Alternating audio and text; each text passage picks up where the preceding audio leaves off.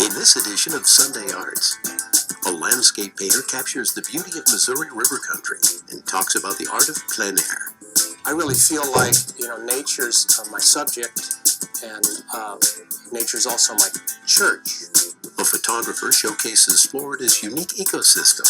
That partnership between science and art that is kind of where I try to exist. A feminist painter breaks down gender barriers in the art world. About women's work and how women have been making artwork forever. And we see how automobiles can promote self-expression.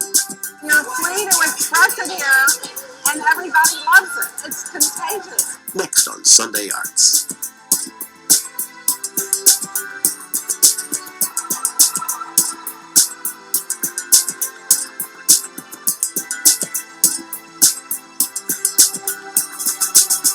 Good afternoon. Welcome to Sunday Arts. I'm Patrick Murphy.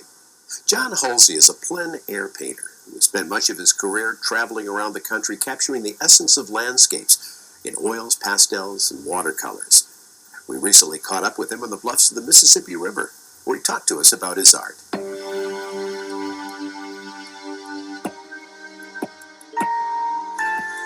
Fall color, a little mist in the morning, just creates all these wonderful layerings of space. So the challenge is, can I convey that sense of deep space in a two-dimensional form? And that's the object of the exercise, and I don't always attain that object, but that's what I'm trying for.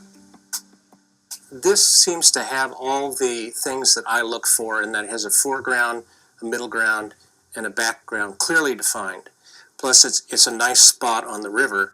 What I learned years ago was, if you want to guide people through a painting and you have to show them the way, you need to create some sort of a road up into your painting, whether it's an actual road or a path or just the way light works. You need to control that as an artist to let people know what you're interested in.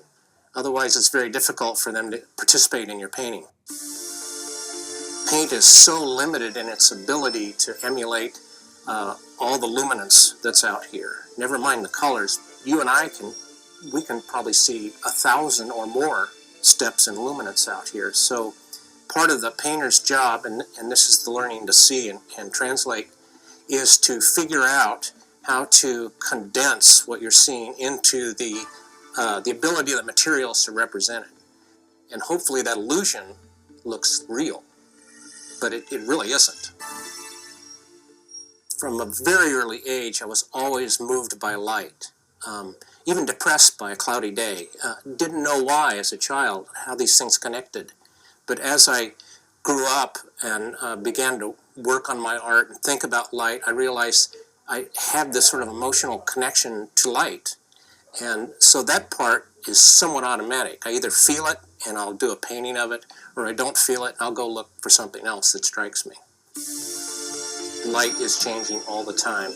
And even if we had a cloudless day where the light was fairly steady, you have about an hour before the sun has moved so much and the shadows have moved so much that you've got essentially a different scene. For that reason, any plein aire painting that you might see is a combination of lighting effects that happen over time. Unlike a photograph, which is a snapshot of an instant, any painting you see has been adjusted and actually does not really exist in time, because it's the light as it moved through an hour or maybe even 2 hours. So that's one of the skills you have to learn, and what makes it so darn hard to do it. Everywhere I go, I'm drawn to rivers because they're special places. And one of the great things about the river, and certainly the Missouri and Mississippi right here, is that it's a movable feast. You'll see barges, you'll see wildlife, you'll see clouds moving over. There's always something going on that gives you a new subject to paint. And that's thrilling for any painter. If you're drawn to a subject as a painter and you feel something and you're sincere about it as you work, that feeling will definitely come through. We're emotional creatures, and I think the best paintings have that emotion in them. You find that certain things hold true year after year.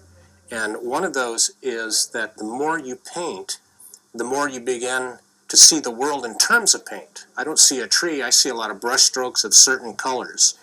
And that's the way I see the world. If I'm driving down the road, I may not see a bank of trees and a bunch of water. I'll see those colors mixed in paint and those values. And once you begin to see the world in terms of paint or like a painting, then most of your work is done for you. It's just really a matter of applying the paint after that.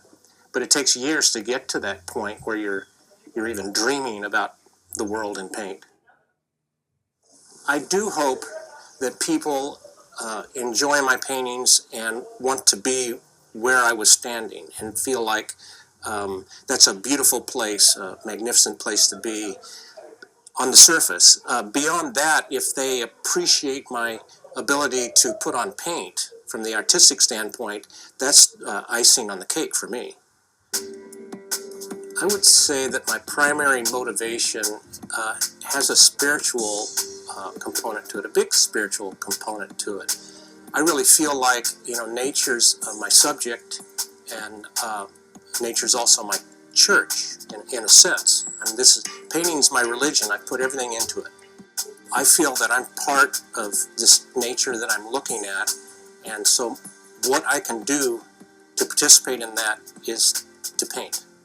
I may not be able to do many other things to save the world, but I can certainly paint, and if I can inspire people from those paintings, then my job has been done.